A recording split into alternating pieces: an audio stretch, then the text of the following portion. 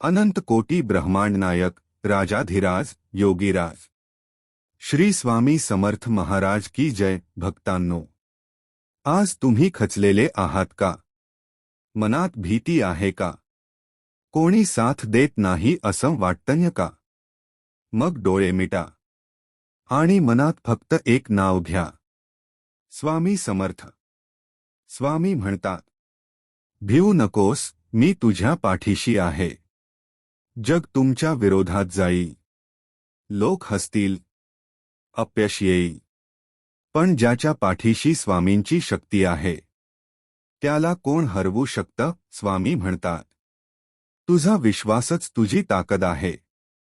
तुम्ही कितीही गरीब असाल, परिस्थिती कितीही कठीण असो, जर तुमच्या मनात श्रद्धा आहे तर जगातील कोणतीही ताकद तुम्हाला खाली पाडू शकत नाही।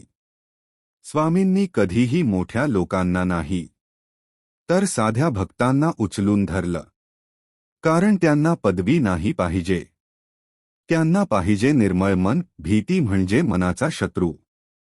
स्वामी सांगतात, निर्भय हो, धैर्य धर। जेव्हा तुम्ही संकटात असता तेव्हा घाबरू नका, कारण संकट हेच तुमचं सामर्थ्य दाखवण्याची संधी असते।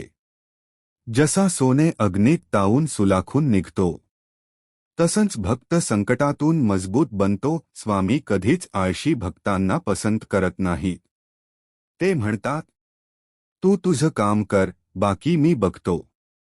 फक्त बसून प्रार्थना करून चालत नाही, प्रयत्नही तितकेच महत्त्वाचे आहेत। स्वामींवर विश्वास ठेवा, पण हातातील कामही प्रामाणिकपणे करा। तुम्हाला वाटतं का की तुम्ही एकटे आहात? नाही, स्वामी तुमच्या सोबत आहेत। जग सोडून जाईल, मित्र बदलतील, नातेवाईक दुरावतील, पण स्वामी कधीच साथ सोडत नाहीत। ते तुमच्या श्वासात आहेत, तुमच्या विश्वासात आहेत। आजपासून एक वचन द्या, कधीही निराश होणार नाही, कधीही स्वतःवर शंका घेणार नाही। दररोज सकाळी उठून म्हणा, स्वामी समर्थ, आणि बघा तुमच्या आयुष्यातील अंधार कसा दूर होतो। भक्तांनो, जीवनात प्रत्येकाला संघर्ष करावा लागतो। कोणाच्या घरी पैशांची अडचण, कोणाला नात्यांमध्ये तुटलेपण, कोणाच्या मनात अपयशाची भीती। पण लक्षात ठेवा, ज्याच्या ओठांवर स्वामी समर्थ हे नाव आहे त्याच्या आयुष्यात अंधार कायमचा राहत नाही। स्वामींचे जीवन आपल्याला शिकवतं, परिस्थिती बदलण्याआधी मन बदला। स्वामी समर्थांनी कधी मोठमोठ्या राजांना नाही तर साध्या, गरीब, दुःखी लोकांना आधार दिला, कारण स्वामींसाठी संपत्ती महत्त्वाची नव्हती, महत्त्वाचं होतं निर्मळ मन आणि निखळ विश्वास। तुम्ही किती वेळा संकटात पडला आहात, किती वेळा वाटलं की आता सगळं संपलं, पण प्रत्येक वेळी काही ना काही मार्ग निघाला ना। तो मार्ग म्हणजेच स्वामींची कृपा। स्वामी म्हणतात, संकट ही माझी परीक्षा नाही, तर तुझ्या सामर्थ्याची ओळख आहे। जेव्हा जीवनात अडथळे येतात तेव्हा घाबरू नका। जसं समुद्र शांत दिसतो, पण त्याच्या तळाशी अमर्याद शक्ती असते, तसंच भक्ताचं मन असावं।